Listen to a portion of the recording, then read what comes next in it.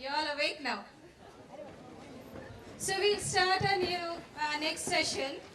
We have amongst us Mr. Anish Gopinathan, scientist, and I ask Mrs. Sheila Nair from Create Labs to formally welcome Mr. Anish Gopinathan. Thank you, Indira ma'am. So I'd like to bring on to stage Mr. Anish Gopinath. Anish Gopinath currently works for the Indian Space Program. He is a major player in the field of electronics and aerospace. Having earned the Master's with First Class and Distinction from Kerala University in Applied Electronics and Instrumentation, he went on to work and made his impact in several areas of electronics, space research, and engineering. Mr. Gopinath has co-authored a number of research papers. He has also been awarded Best Research Paper in Electronics and well known both nationally and internationally in this area. The Indian Space Program is looked upon as one of the most dominated factors within the international circles. India's achievements in the space program has reverberated globally. However, these accomplishments came after many failures and challenges. This session will begin with the birth and growth of the Indian Space Program, the major confrontations it encountered, and the methodologies it used to learn from these failures. Some of the other areas this symposium hopes to address are technological dilemmas with respect to the rocket science.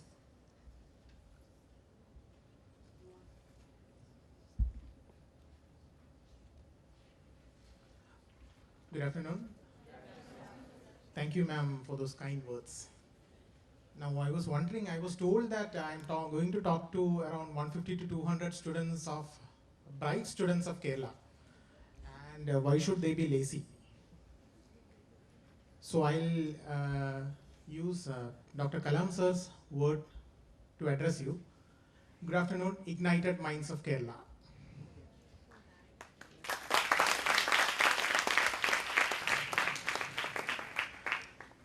Thank you.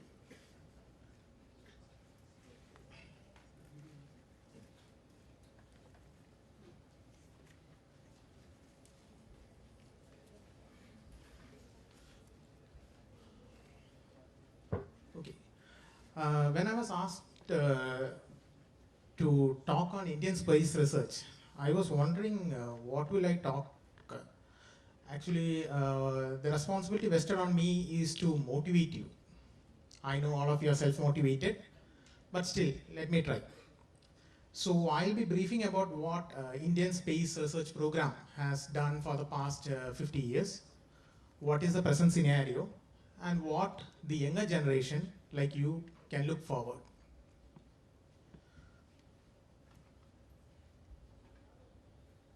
Excuse me, to change the slide.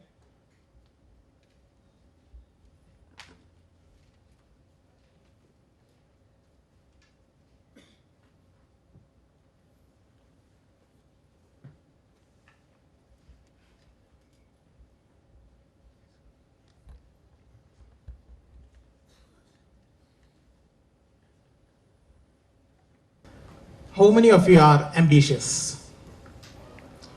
All of those who are ambitious may raise your hands. Good. So I'll come down there. Okay, friend. What makes you ambitious?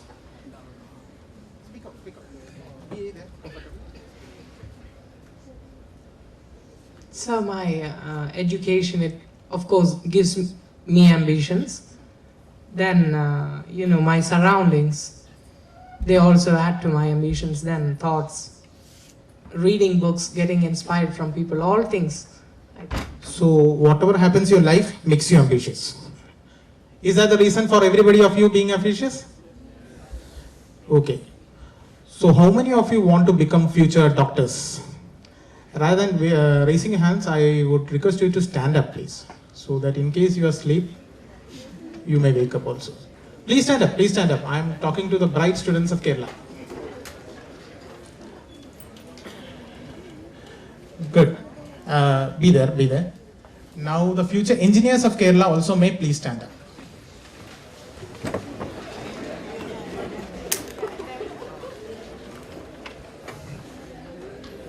Good. Now, all of you are standing, may please sit down, and all those who are sitting may please stand up. Please, please, this is just an interactive session and I don't want any hesitation from your part. Please. Okay. So, what is your ambition? I want to be a scientist. He wants to be a scientist. Good. Please be there, please be there, please be there, please be there. Yes, ma'am. I'd like to pursue civil service. Good. Civil service. Yes, ma'am. I like to do research in physics. Research in physics. Due to my time constraint, I am not able to ask all of you. So all of you may please sit down. Okay. Now throughout my presentation, I'll be highlighting certain qualities which the younger generation had, but has been slowly fading away with generations. Just like my friend told me that he wants to become a scientist, and one of my friends told me that she wants to do research in physics. The understanding is doctors are not here to do research, and engineers are also not here to do research. Is that the understanding? No. Then being a doctor, can you do research? If that is so, then why in the past 10 years not a single significant contribution from Kerala has happened in the medical education field? Shall I come to you? Please raise your hand. Anyone who wants to speak. Please. Please, ma'am, speak up. Actually, a doctor in Kerala implanted that artificial Javik heart. Javik. I mean, artificial heart. Implantation is not a research. I mean, it's a Good, good. So, the understanding is, if I'm a doctor, I'm here to look after the patients who are coming in front of me, make money, and live happily. At least the doctors of Amrita Hospital are not doing so. The only research happening in Kerala in the medical education field, to my knowledge, is only in two institutions. One is the Amrita Institute of Medical Science and Regional Cancer Center, Trivandrum. Okay. So, now, what are the expectations from the profession you are going to choose? What do the future doctors expect from their profession? Any future doctor, please. Money. Frankly. Serve the people.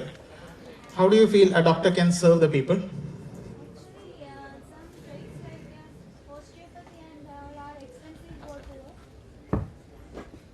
Some traits like osteopathy are expensive for poor, and as well cancer is huge disease. പാവങ്ങൾക്ക് അതിൻ്റെ expense താങ്ങാൻ പറ്റുന്നില്ല. Regional cancer സെൻ്ററിൻ്റെ തന്നെ പല സ്ലൈഡ്സും T വിയിലും ഒക്കെ ആയിട്ട് കണ്ടറിയാം. അപ്പോൾ അവർക്കൊക്കെ ഏറ്റവും ചുരുങ്ങിയ ചെലവിൽ എങ്ങനെ ഒരു ട്രീറ്റ്മെൻറ്റ് ലഭ്യമാക്കാം എന്നതിനെക്കുറിച്ചാണ് ചിന്തിക്കുന്നത്. Very noble thought, but I don't know how it will work out. I don't know. Very recently in the newspaper, around 1,000 doctors who were in the PSC list were issued memo for joining, and hardly 140 of them have turned up. And of the 140 who have turned up, 100 of them have asked for study leave. So, do you feel you expect serving people from a doctor profession? At least I request all those future doctors from here to join government service or any other service sector and serve the people. Okay, what is the expectation from engineers? Any engineer? Please speak up.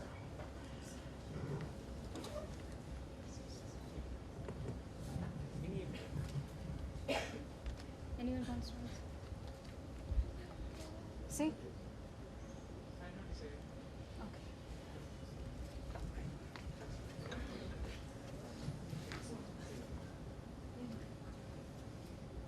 Sir, I like to do space research, after that engineering.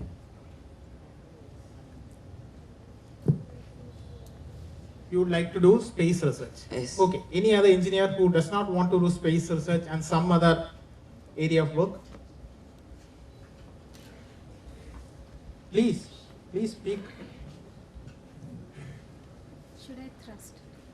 Yeah. Yes.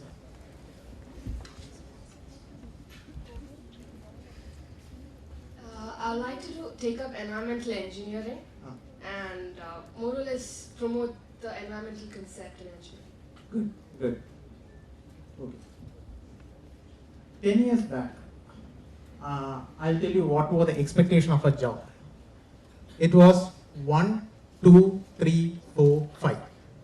That is, 1 wife, 2 children, a 3-bedroom house, a 4-wheeler, and a 5-digit salary.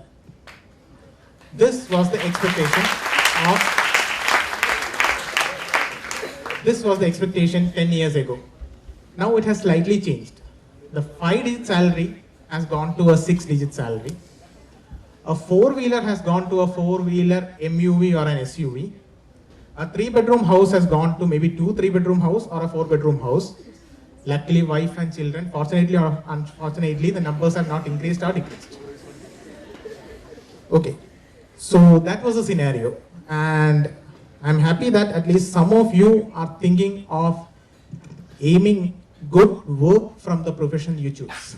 That is most important, because when you're choosing a profession, that is going to be associated with you till the end of your life, or till the point where you are going to work. This profession is going to be there with you. So the profession should motivate you, bring out the talent in you, and should provide you adequate opportunities to prove yourself.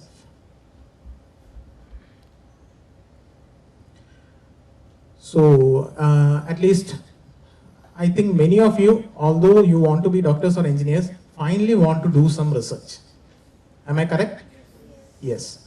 So what is research?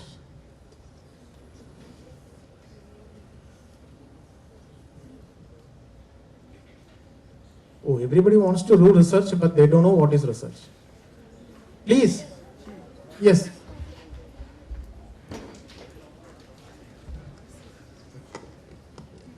Studying more about something you know less. Something more about? Studying more about something you know less. Oh, that means we'll have to study everything. As long as you want. Because there is nothing about which we know more. Every single field in the universe, we know only very little of it. Okay, so good. Anyone wants to add something to what my friend has told me?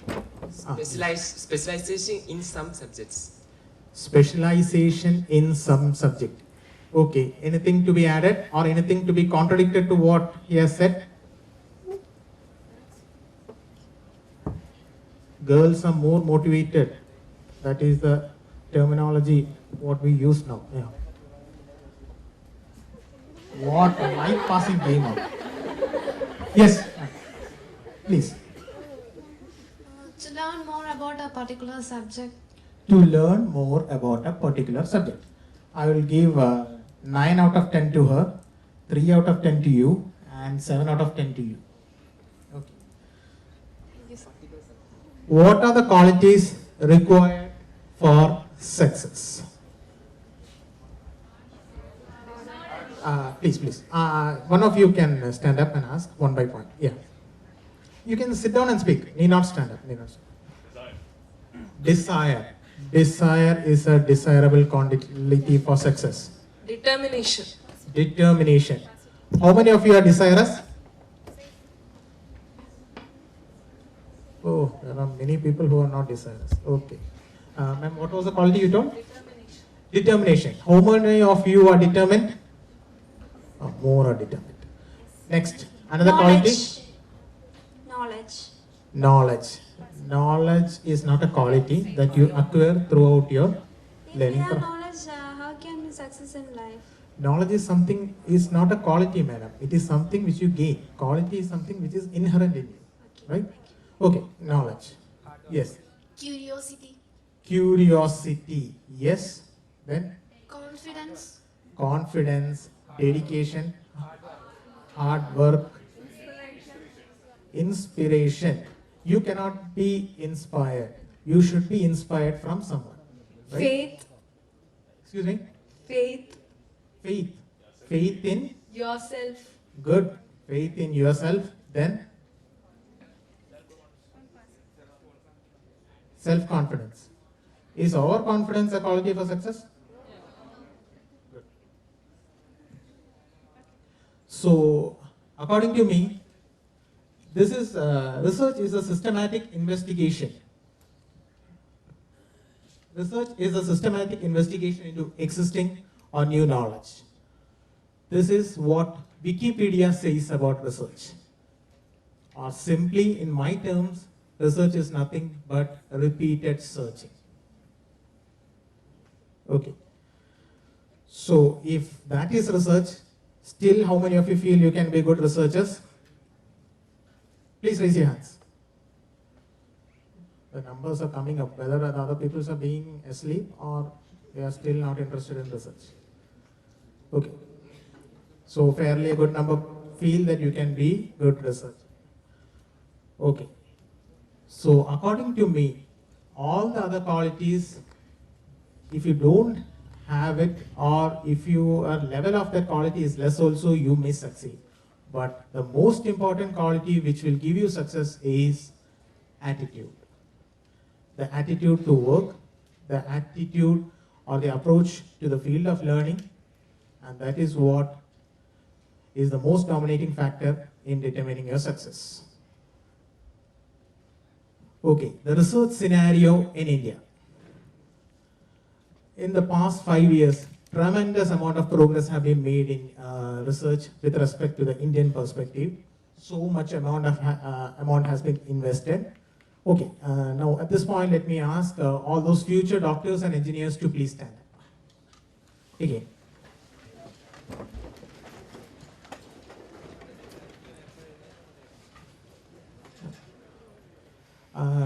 Do bright students always maintain this barrier between boys and girls? Boys on one side, girls on the other side? Whether the seating arrangement is as such or you have sat like that? Oh, fine. Okay. That is what? Okay, anyway, whatever be it, we will not comment on that. Okay, so, so many doctors and engineers, but I am a little bit sad that I have lost a bet. Please sit down, I'll tell you how. Some 2 weeks back, there was a news in the paper which said the number of engineering seats in Kerala is going to be increased by another 3,000.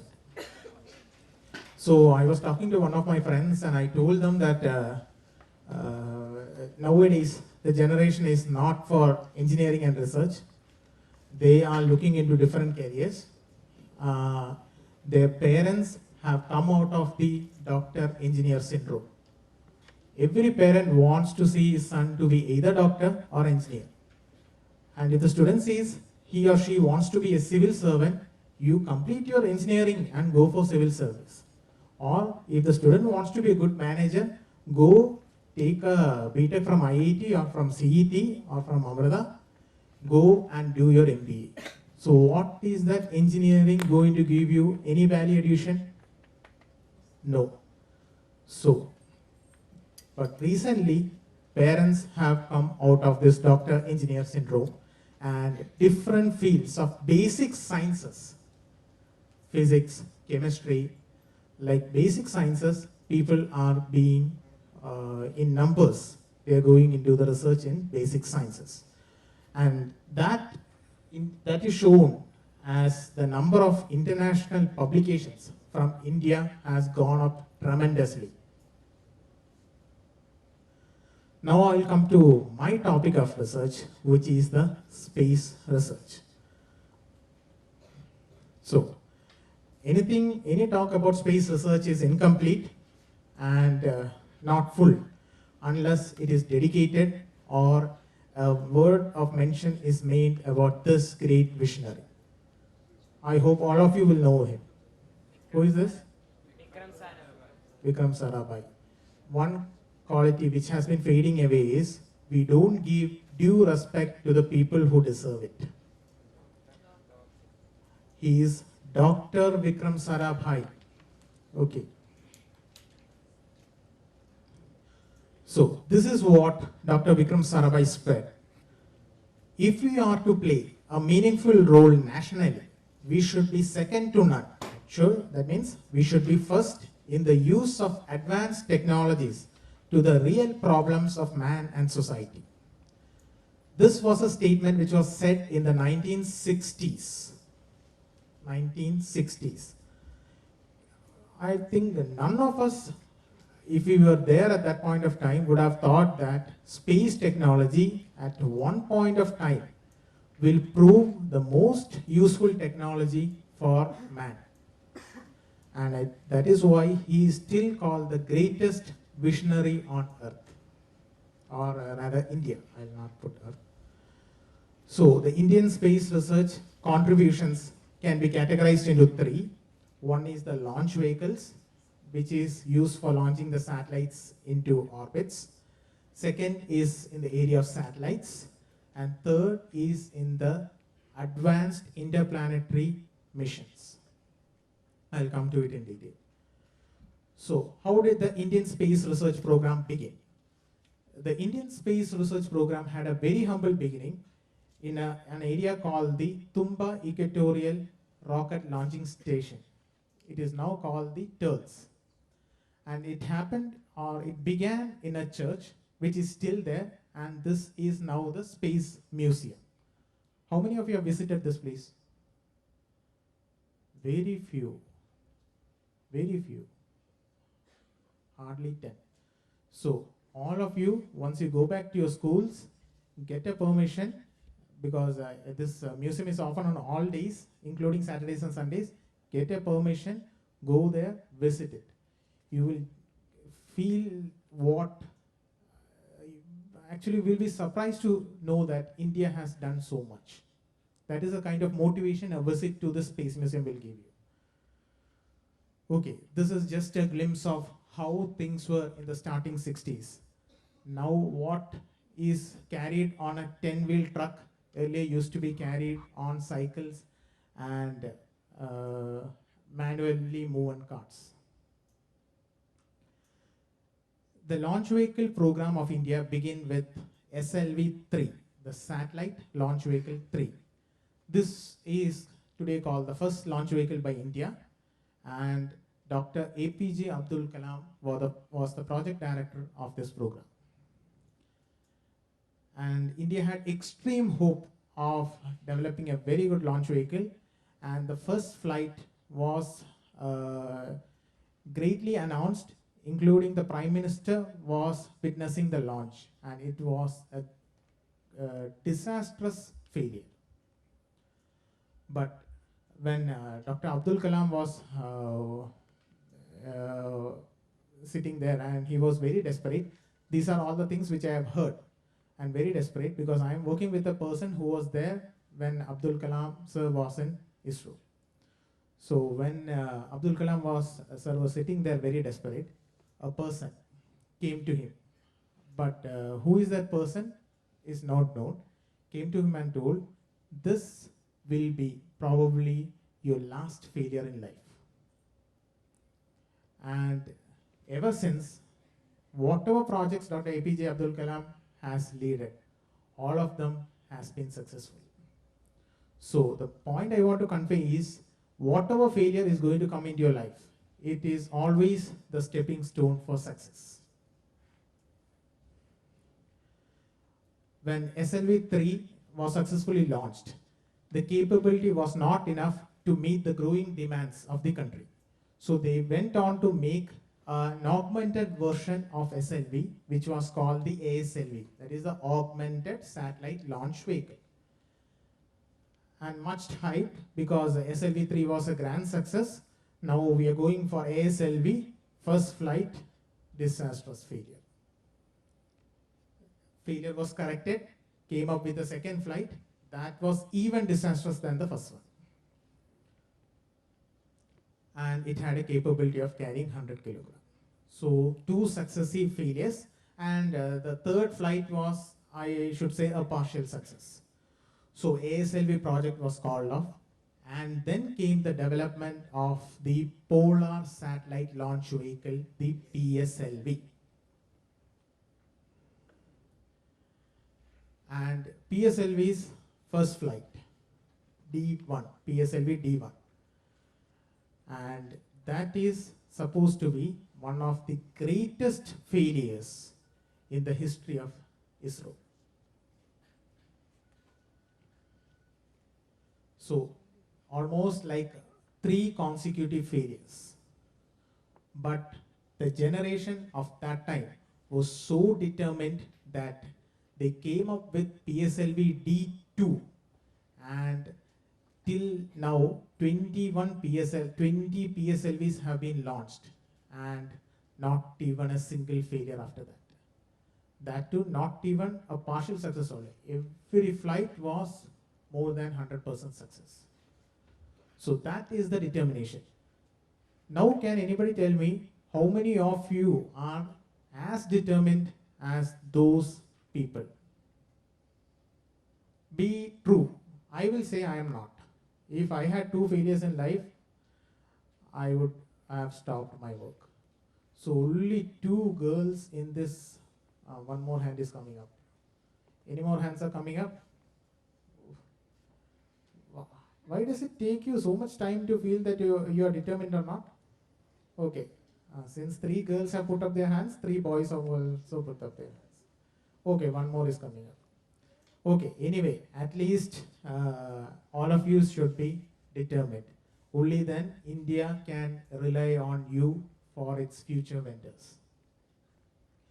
So, the PSLV launch vehicle is designed to put satellites in polar orbit, because if you see the Earth like this, there is an orbit like this which goes from pole to pole, and there is an orbit which goes parallel to the equator. So PSLV is used to put satellites into polar orbit. It was started with a design capability of 1 ton, that is 1,000 kilogram satellite can be put into polar orbit. And very recently, that is on April 26th, we had PSLV C19, which has put 1,800 kilogram satellite into orbit. So that is the way PSLV has grown. It has gone to almost double its design capability. There are 3 versions of PSLV. One is the normal PSLV, the other is the PSLV core-alone vehicle, and the third one is the PSLV extra large configuration, which is called the PSLV XL. Chandrayaan was launched using PSLV XL. I'll come to it. So this is a photograph of a PSLV standing on the majestic launch pad. In Sriharikota, we have 2 launch pads as on date. One is called the first launch pad, and the other is called the second launch pad. This is the first launch pad. So PSLV vehicle is basically a 4-stage vehicle. The first stage is a solid stage, which means it uses solid propellant. The second stage is a liquid stage, which means it uses liquid propellant. The third stage is again a solid stage, and the fourth stage is a liquid stage. These are designated as PS1, PS2, PS3 and PS4. And this, what you see here, are called as the strap-ons. Those are also solid propellant filled stages, because initially what happens is the whole vehicle weight has to be lifted. So that much amount of thrust is required, and only solid stages can give you so much amount of thrust. So there are 6 strap-ons. If all these 6 strap-ons are removed, it is the PSLV core-alone vehicle configuration. And if all the 6 strap-ons are filled to its full capability, it is called the PSLV XL version. So actually it is not 3 configuration, it can be called 3 variants of PSLV. How many of you can identify this person? Nobody?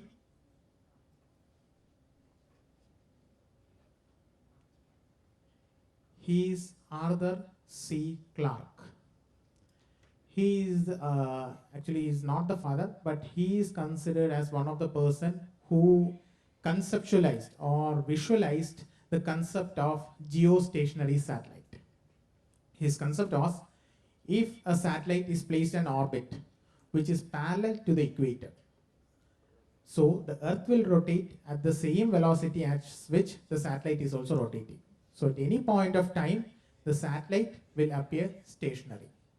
And if a constellation of satellites, 3 or 4 satellites, can be placed in a particular fashion, the entire globe can be linked. And that is what is happening today. Because of geostationary satellites, we are communicating to any person in any corner of the world. This was first visualized by Arthur C. Clarke, and it was put forward, or rather conceptualized by a person called C.O. Lakowski. Now I'll show you a small video of GSLV launch.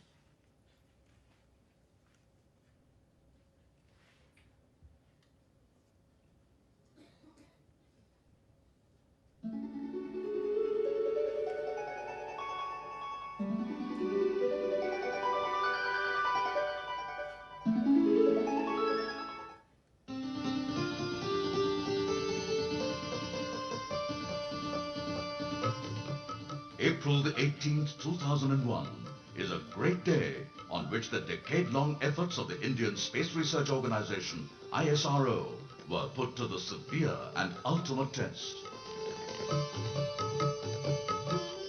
Yes, it was the day on which the first developmental flight of the Geosynchronous Satellite Launch Vehicle, GSLV in short, took place from the Sriharikota Range, popularly known as Shar, situated on the east coast of India.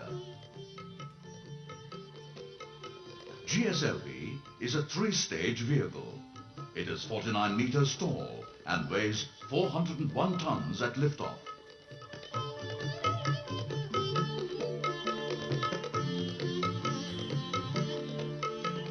The first stage consists of a solid propellant booster, one of the biggest of its kind in the world, as the core, with 4 liquid strap-ons around it.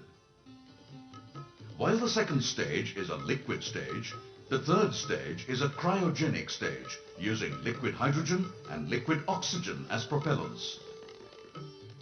The spacecraft and the equipment bay that houses the onboard processors, navigation and guidance system, vehicle telemetry, etc., are mounted above the cryogenic stage. They are encapsulated in a payload fairing, which protects them from hostile flight environment during vehicle's ascent through the atmosphere. Each of the stages is connected by an interstage transfer orbit. 17 minutes, there won't be any single person in that launch control center with a normal blood pressure. That is a kind of tension we experience during that time of launch. And in between you heard some claps, right? Can you guess why that was for? No. That was well beyond so many events. After that you have seen in the display that so many events have happened.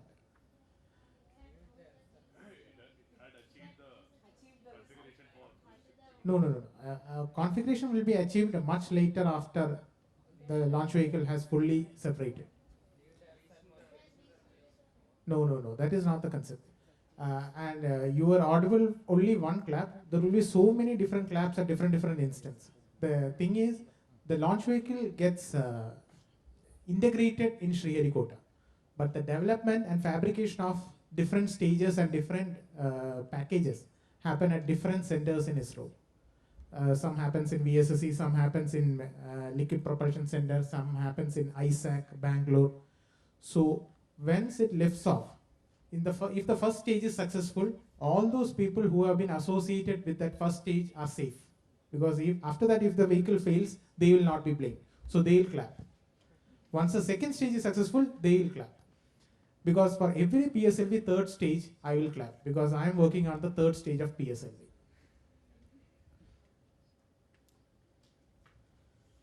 Okay.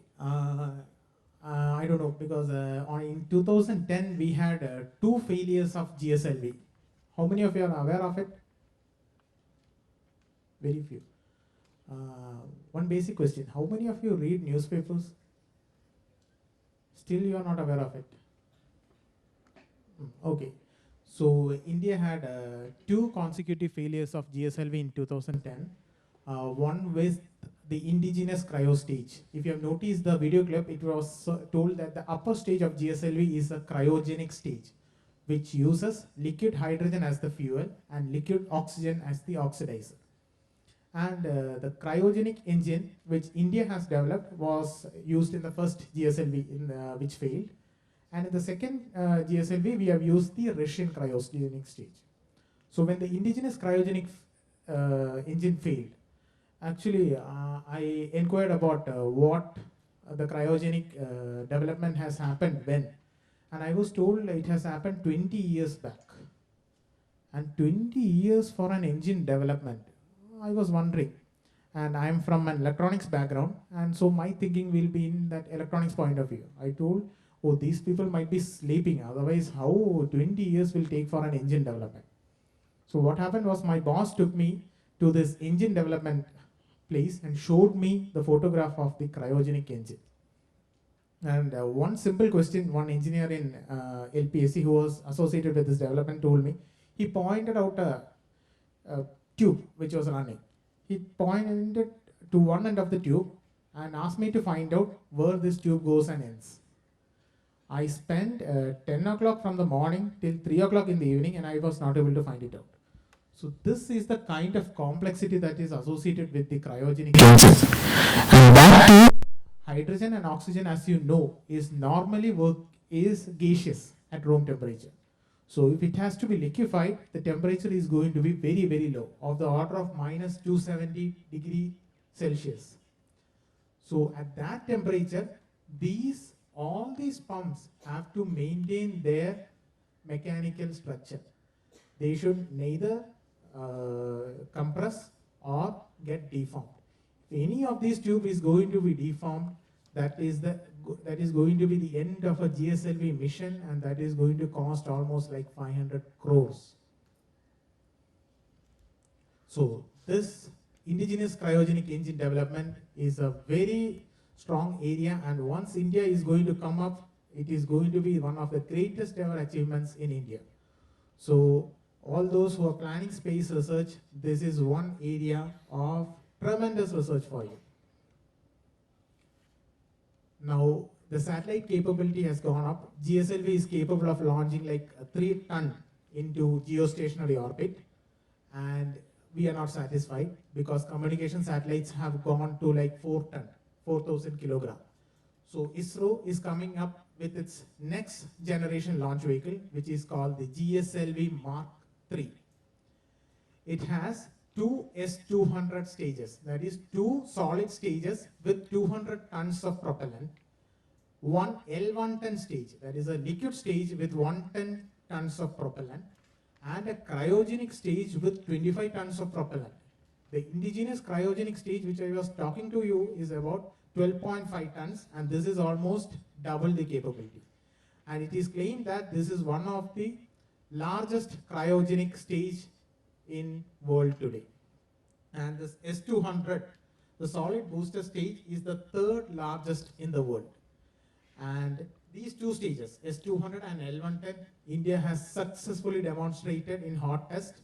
C25 development is in progress, and maybe in another 4 to 5 years, this will be completed. And we are targeting a GSLV Mark III launch by around 2015 with the first C25 engine, so it will be a developmental flight.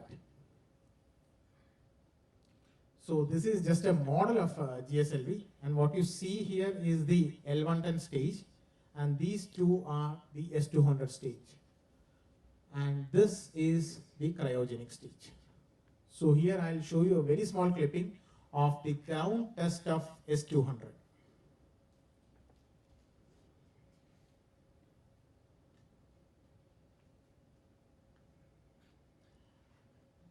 This is one major test because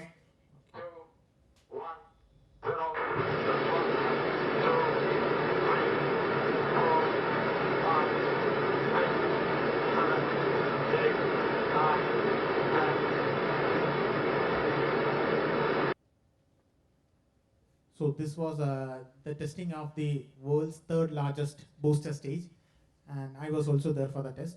But this is a very interesting moment, because at the test point, we were sitting in a room which was around 3 kilometers away from the test stand.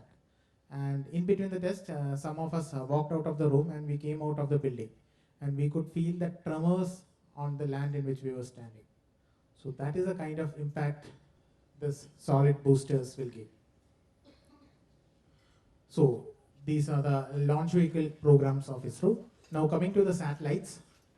The satellites developed by ISRO are categorized into communication satellite, remote sensing satellite, military, telemedicine, and EduSat. Communication satellites, I think all of you might have heard, because all of you will talk on mobile phones, all of you will watch TVs, and it is only because of these communication satellites we are able to do it. Remote sensing. What is remote sensing? Okay, spy satellites can be categorized in the military category. Remote sensing is nothing but sensing from a remote location, or mapping a particular terrain of the land from a remote location, or without actually coming into contact with it. Then for military applications, two applications which I would like to highlight is telemedicine and EduSat. How many of you have heard about telemedicine? Telemedicine is a program in which of linking health programs to the remote villages. I'll come to it. Okay, we'll just brief through Chandrayaan 1 and then come back to telemedicine. Chandrayaan 1, I think almost everybody have heard about it. Is there anybody who does not know about Chandrayaan 1? Thank God. Okay. Chandrayaan 1 was India's first mission to the moon, and it was a joint venture among all the spacefaring nations, which included NASA, ESA, the European Space Agency, JAXA, the Japanese Space Agency, and the Russian Space Agency. And the greatest achievements of the mission was it discovered water on the moon. So is that the greatest achievement of Chandrayaan 1? How many of you have read about this Chandrayaan 1 mission and all? So many. Okay. What according to you is the greatest achievement of Chandrayaan 1? Because as far as I see it, discovering the traces of water was not the greatest achievement from an Indian point of view. What was the greatest achievement? India reached moon in its very first mission. Flag was not there. Actually, there was a payload called the Moon Impact Probe. Actually, this was a payload developed by VSSC, that is the Avionics team in which I am working. Actually, that was a vision given by Dr. APJ Abdul Kalam. When he was the president when this Chandrayaan project was being launched. So Madhav Nair sir and many other delegates went to meet him, and he told, you're going to moon, you are going to a lunar orbit, circulate and come back.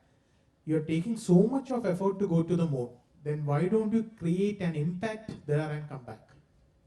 And that words gave rise to the Moon Impact Probe, which was dropped from the payload, which went, hit the moon surface, and it was destroyed. But on its way of going from the spacecraft to landing on the moon, though that many seconds, it was able to send visuals from the moon surface. The mission, although it was for 2 years, it was called off in less than 1 year. To the launch pad. And this is the launch pad. So it will move from the building to the launch pad. Although the kilometer is something like 1 kilometer, it happens, it starts by around 6 o'clock in the morning and ends by around 8 o'clock in the evening. So that slow is the movement. And it is a very, very, very interesting feature to see this, because this vehicle, such a lengthy vehicle, is standing on its self-weight. And if there is wind, you can see the vehicle swaying, but it will not fall. So this is the PSLV standing on the second launch pad. and this is a lift-off glimpse of the Chandrayaan-1 vehicle. Okay, now coming to EduSat. So how many of you have heard about EduSat? So what is EduSat? What is EduSat? Education satellite. Okay. So this answer I will expect from an 8th standard student. What is EduSat?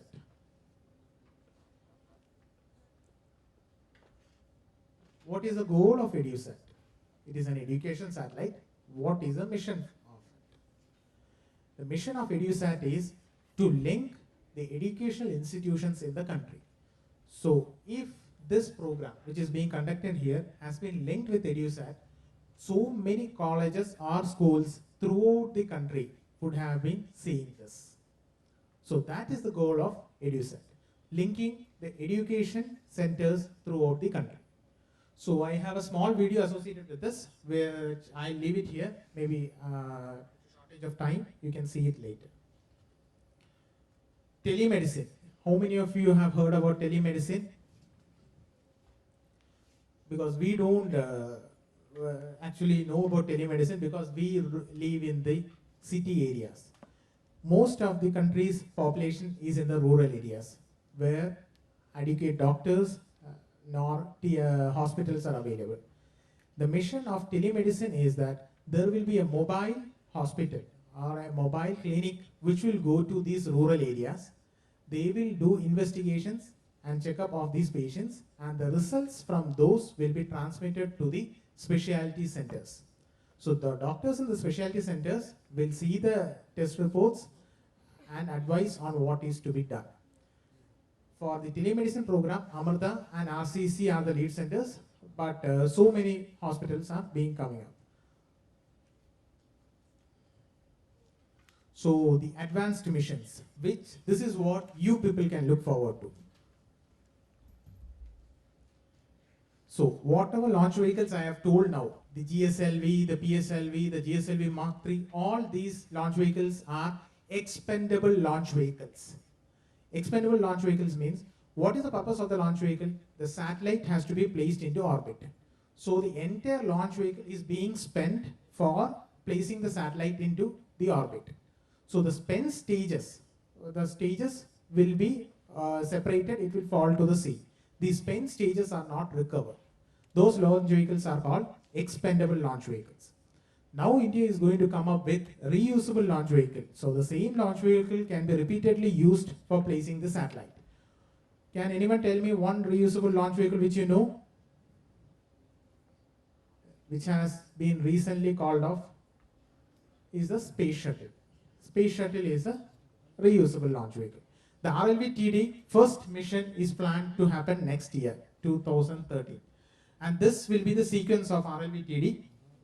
RLV-TD means reusable launch vehicle, and TD stands for technology demonstrator. The technology which it is going to demonstrate is, this will be the lift-off. Vertically it will lift off, it will boost, and it will come to Mach 6 velocity, and from there it will come and land into the sea. So in the first launch, it is planned to land into the sea. The second mission will be for landing on Earth, and third mission will be with a proper payload. So this is the most awaited mission from ISRO, which is the Human in Space program, that is called the HSP. And the Indian space traveler will be called Gaganaut. We expect the first Gaganaut to travel by 2015. Not only me, rather ISRO is being very, very, very optimistic in deciding this date, because I personally feel we may slip by another 2 years. The criteria is fail operational, fail safe. That is, if there is one failure in the mission should be operational and it should continue. If there is one more failure, the crew in the mission should be safe. That is the criteria. It should be able to tolerate 2 failures. With one failure, mission should continue, and with the second failure, the crew should be safe. And it is proposed that the GSLV Mark III vehicle will be man-rated. A lot of challenges are awaiting you in HSP program. The crew module design, the crew module health monitoring system, the ECLSS, which means the environmental control and life support system for the crew, the fault toleration system, escape system for the crew, and once the crew escapes from the mission, it has to be guided back to the Earth. So the crew module guidance system.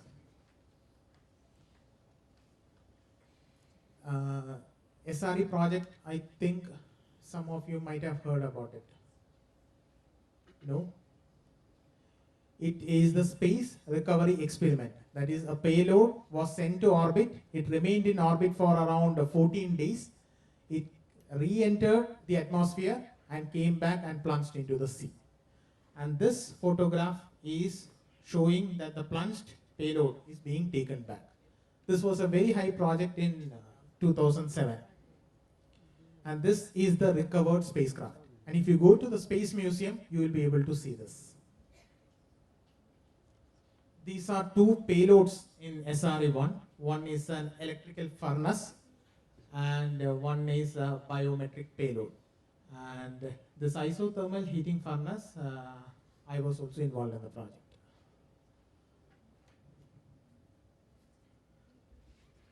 This is an animation of Chandrayaan-2, which we plan to land a rover. As I told you, in Chandrayaan-1, there was a moon impact probe which crash landed on the moon.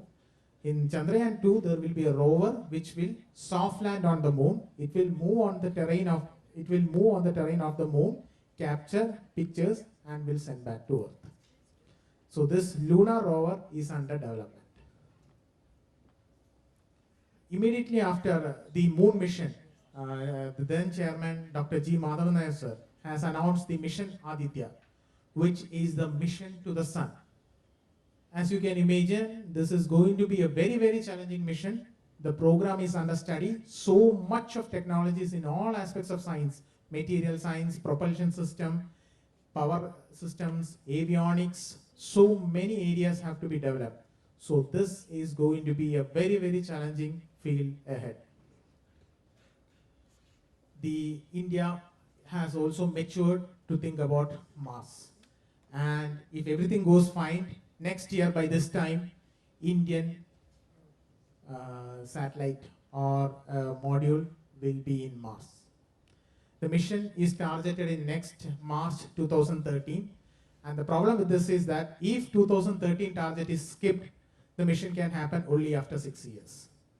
So we are trying our level best to have the Mars mission by 2013, and it will be done on a PSLV. This, so many of you will. It is the International Space Station, and India is also trying to be a part of the Indian Space Station, but requires so many technologies to be developed, including the docking system. So India is also on its way. So right now, I started off with the vision of Dr. Vikram Sarabhai that we should be first to use the advanced technology to the problems of the man and society. And it's almost like we have achieved it.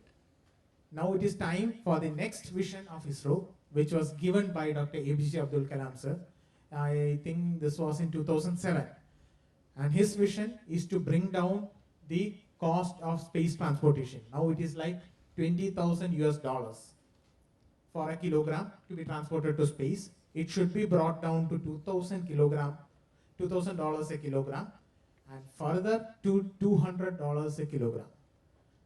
So all those who have some amount of money and reduced weight can think of being in space. So, can anybody imagine what this is? No. So let me see how imaginative you are. Okay, you connect it to the moon.